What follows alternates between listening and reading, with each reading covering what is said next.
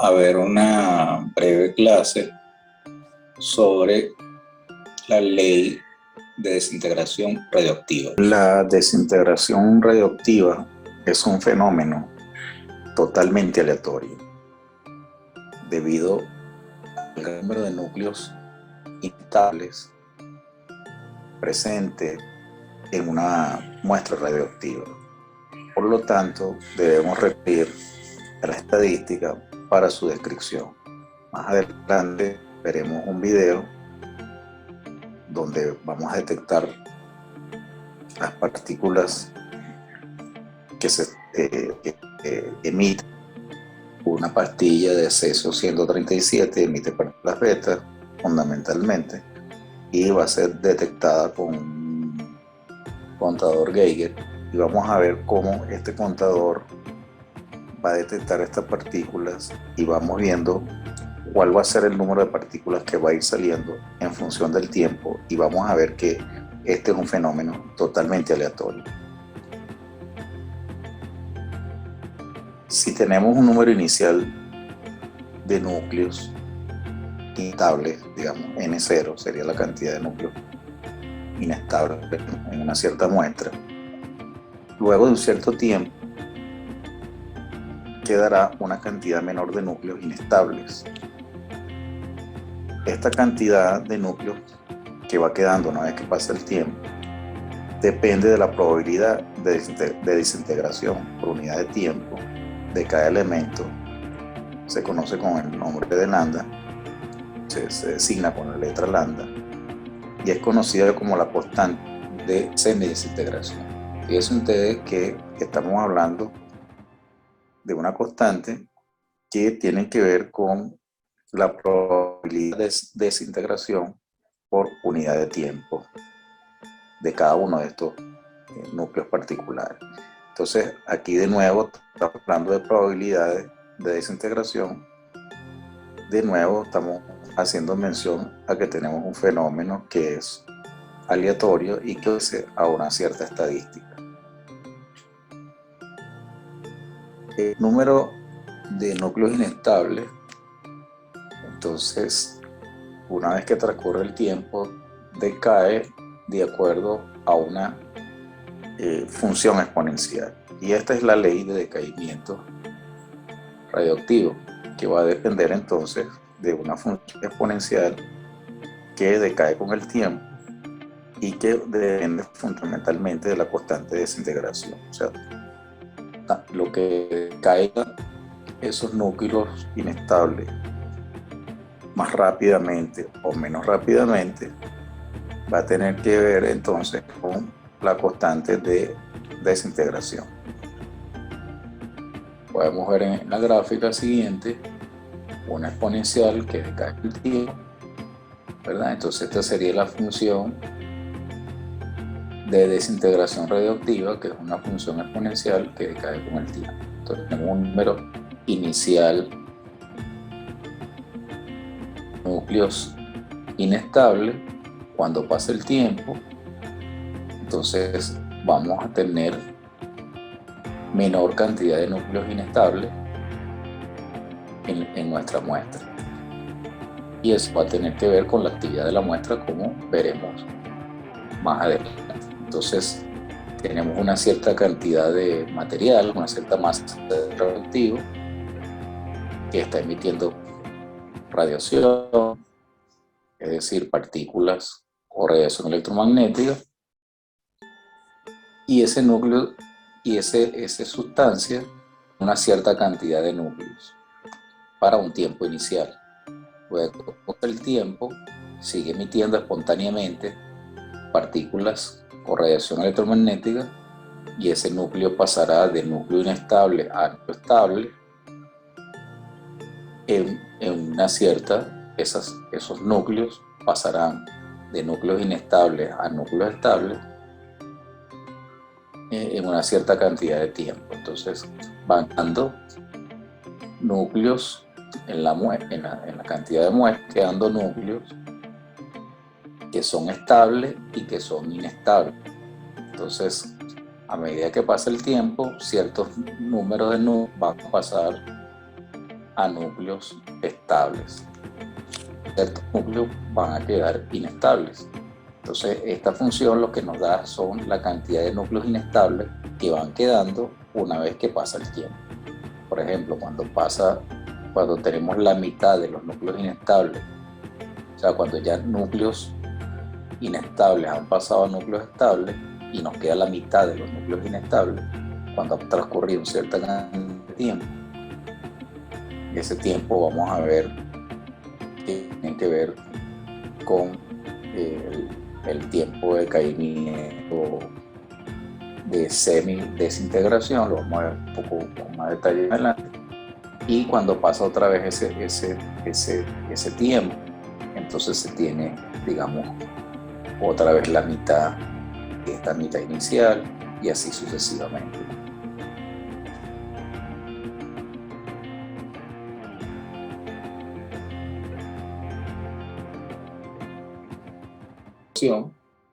Que no es más que ver cuál es la tasa de desintegración, o sea, cómo se desintegran, la velocidad con que se desintegran. Eso se puede hacer como una derivada en matemáticas, y si uno hace esa tasa de desintegración, bueno, es igual a menos lambda por este otro término, que no es más que la ecuación que teníamos anterior, que es el número de núcleos inestables.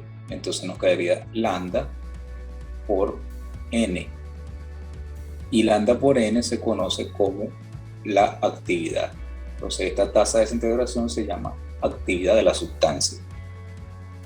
Entonces esta actividad nos proporciona el número de núcleos que decaen por unidad de tiempo.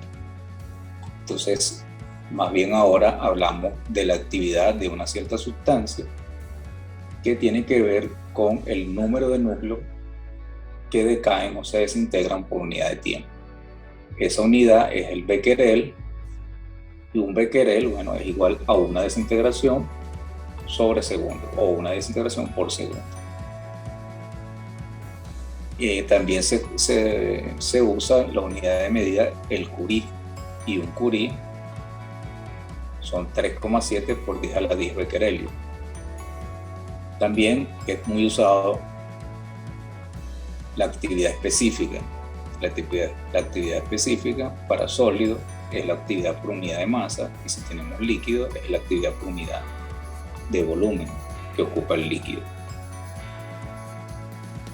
Uno puede calcular cuál es el número de átomos o de núcleos en una cierta cantidad de masa, en una cierta cantidad de sustancia. Entonces el número de núcleos sería igual a la masa, ¿verdad? Una cierta cantidad de masa, ¿cuántos núcleos tendría? Entonces sería igual a la masa por el número de Avogadro entre el peso atómico del isótopo que estemos considerando.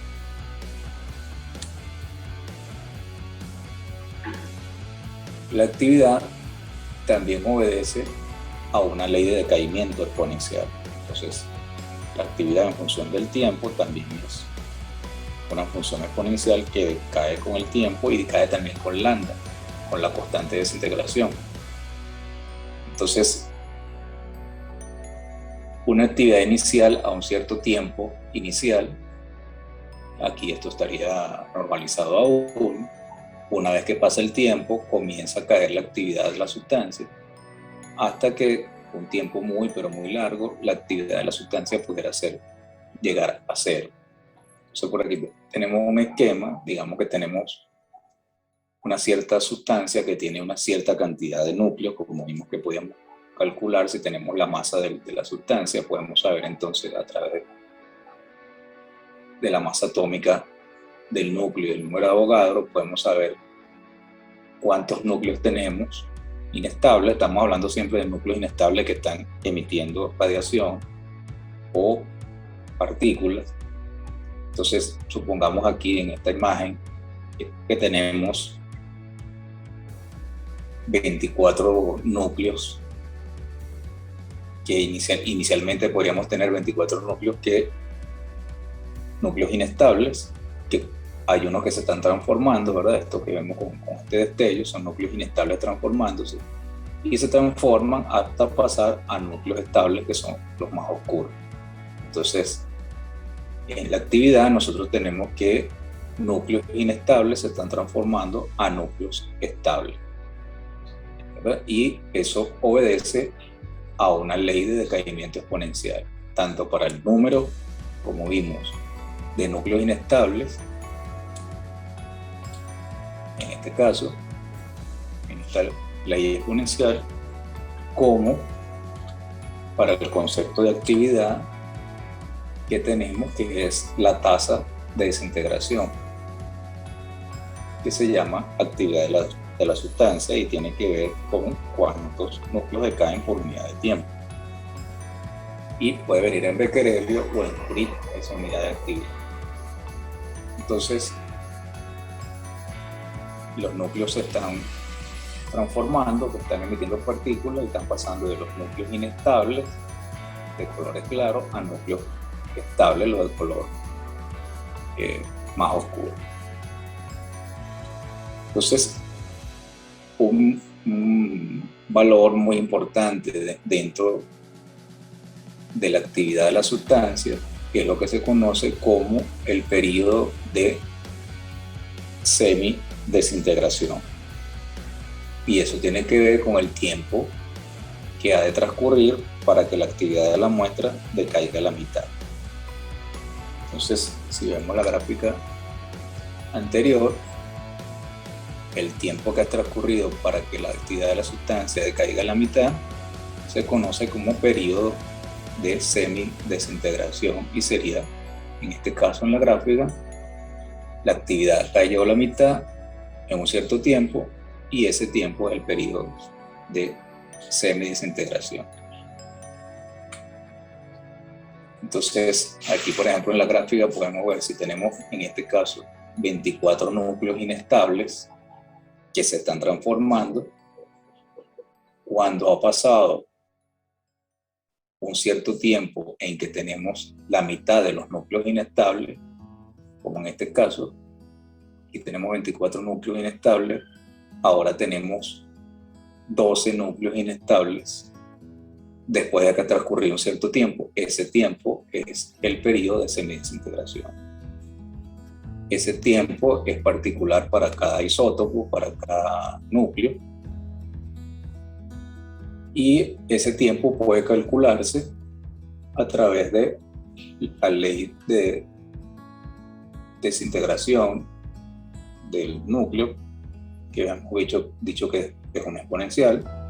Entonces, con esta ecuación, si al cabo de cierto tiempo, que lo llamamos T medio, la actividad de la sustancia ha pasado a ser la mitad, entonces colocamos acá la cantidad inicial de actividad que tenía cuando pasó ese cierto tiempo, ahora es la mitad, se cancelan la actividad inicial, me queda un medio, luego tomo logaritmo a ambos lados de la igualdad, entonces tengo menos logaritmo de 2 menos lambda por T medio, despejo T medio, que sería el periodo de semidesintegración, que sería logaritmo de 2 entre lambda.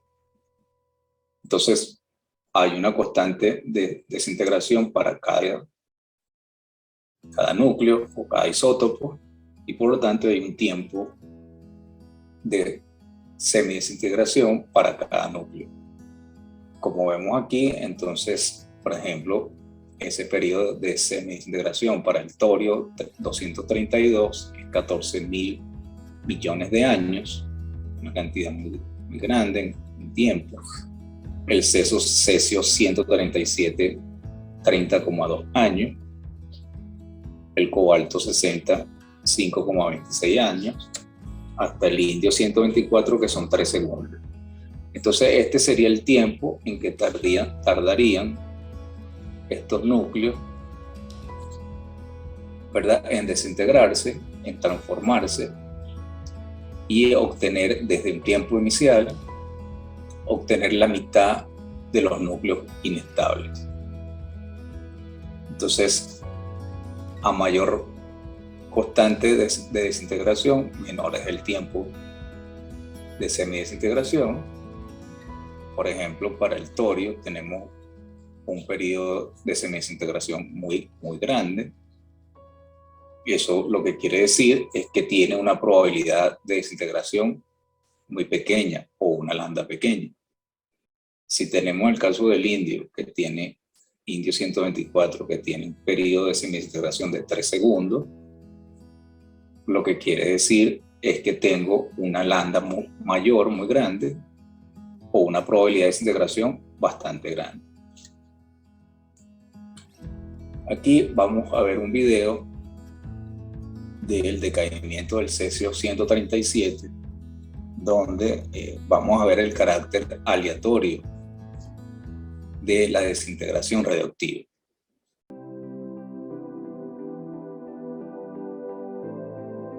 La emisión de partículas o radiación ionizante puede ser detectada a través de un contador Geiger. Se le llama contador debido a que cada partícula ionizante que lo atraviesa produce un pulso eléctrico, sin proporcionar información acerca del tipo de radiación o su energía. En este caso mostramos la desintegración de isótopos de cesio 137. Este isótopo decae en un 94,6% a un estado metaestable del bario 137 emitiendo partículas beta, el cual a su vez emite radiación gamma con un periodo de desintegración de 2,55 minutos, pasando al estado fundamental. El restante 5,4% pasa directamente al estado fundamental del bario. El decaimiento nuclear es al mismo tiempo un proceso aleatorio pero predecible. ¿Cómo puede ser un evento aleatorio predecible? Podemos hacer una analogía con las palomitas de maíz. Cuando las calentamos es difícil decir exactamente cuál es la siguiente en explotar, pero es muy fácil detectar el sonido de cuántas explotan por unidad de tiempo.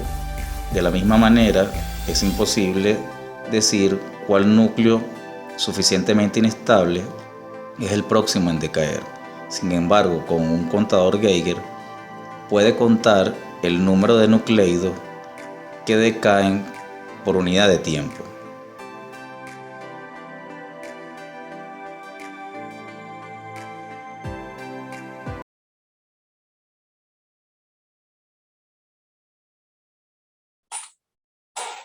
Entonces, en este video vimos ese carácter aleatorio de la desintegración del cesio, que emite partículas beta fundamentalmente, y pudimos ver que se puede hacer una estadística, pues se puede saber el promedio, la deviación estándar de esa desintegración. Cómo se desintegra ese material, en este caso cesio, en función del tiempo.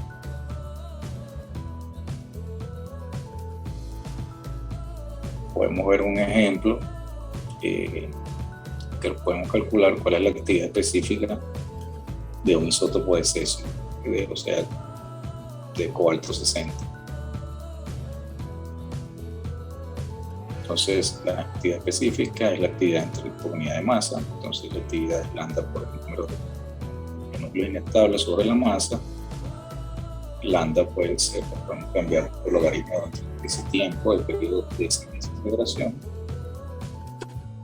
Y el número de núcleos inestables se puede calcular como la masa, un Avogadro entre el peso atómico.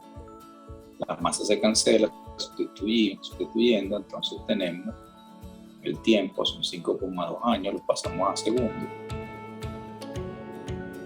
El peso atómico, masa atómica, son 60 gramos sobre mol. Para hacer la operación, entonces nos queda 4,96 por 10 a la 6 becquerel sobre kilogramo, que eso es igual a 1,14 por 10 a la 3 curie sobre gramo. Quiere decir que un gramo tiene una actividad, un gramo de cobalto 60 tiene una actividad de 1,14 por 10 a la 3 curie. Nos pudiéramos preguntar cuánta masa tendrían 10 milicurie de cobalto 60. Eso sería simplemente dividir los 10 milicurie entre esta cantidad y eso nos da 8,57 microgramos. Otro ejemplo, por ejemplo, si nosotros recibimos una fuente de yodo 125 con 10 milicuries primero de enero y hoy es primero de abril, ¿cuál es la actividad de la fuente en el primero de abril? Y el periodo de semidesintegración es de 60 días. Bueno, usamos las ecuaciones que tenemos solamente dos ecuaciones. ¿Verdad? Despejamos, no conocemos entonces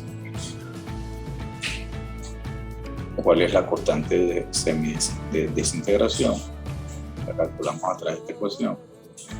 Eso nos da 0,115 sobre 10.